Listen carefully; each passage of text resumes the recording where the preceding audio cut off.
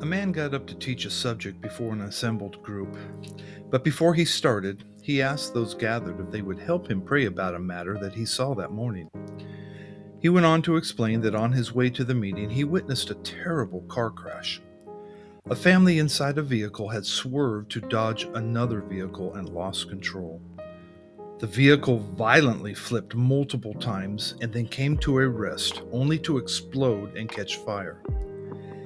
Upon hearing this, the assembled group was horrified, but immediately the speaker calmed those in attendance and said, "Everything I just told you was not true. This incident did not happen." With a confused look on their faces, the speaker went on to say, "I want to ask you 3 questions concerning what I just told you. The first question is this: did you believe the report you were told?" Those in attendance immediately said yes, they believed it. The speaker then asked, "Why did you believe it?" And after a few moments of silence, an individual spoke up and said, "Because we trust you." He then asked a final question. He said, "Did it take an emotional buildup to believe me? Did you have to try really hard on your part to believe what was said?" And the answer was no. The speaker then went on to point out the imperfection of himself, and that even in that imperfection, the testimony of the crash was still believed and accepted as true. Why? Well, you see, those gathered that day were in relationship with the speaker. They knew him. They knew him not as a perfect man, but one who strived to walk in honesty and character. Therefore, his testimony was received and believed. When one does not know or trust the individual that speaks to them, one will have a hard time listening or believing their testimony.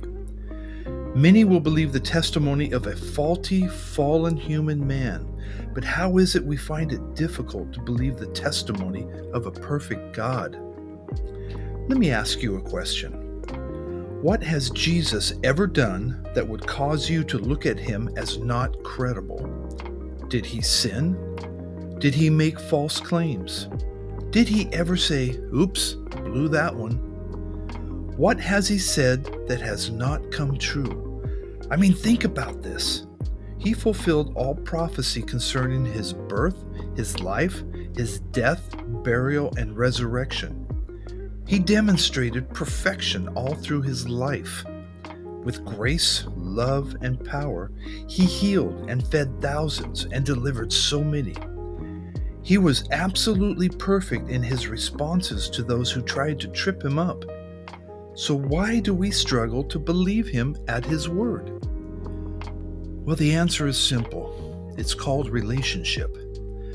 The question I would ask you is this: are you walking in relationship with Jesus? Do you really know him? I'm not asking, do you have a philosophical assent to him, or do you have a bunch of knowledge about him? You can have all kinds of historical knowledge about Jesus and the Bible and be able to quote all scripture and yet not know the very one who wrote the word you're quoting. When you understand what it means to walk in close relationship with Jesus versus having a knowledge about him, you will come to know his character. You will be able to believe him. You will see him as credible. It will now be easy to accept his testimony. Our faith grows by coming into a deeper relationship with the one our faith is fixed upon, and in this relationship, we discover that his testimony of himself is true. If this video has exposed a truth to you today and you feel a cry in your heart to come closer to him, I encourage you to talk with Jesus and ask him to guide you into a true and closer relationship with him.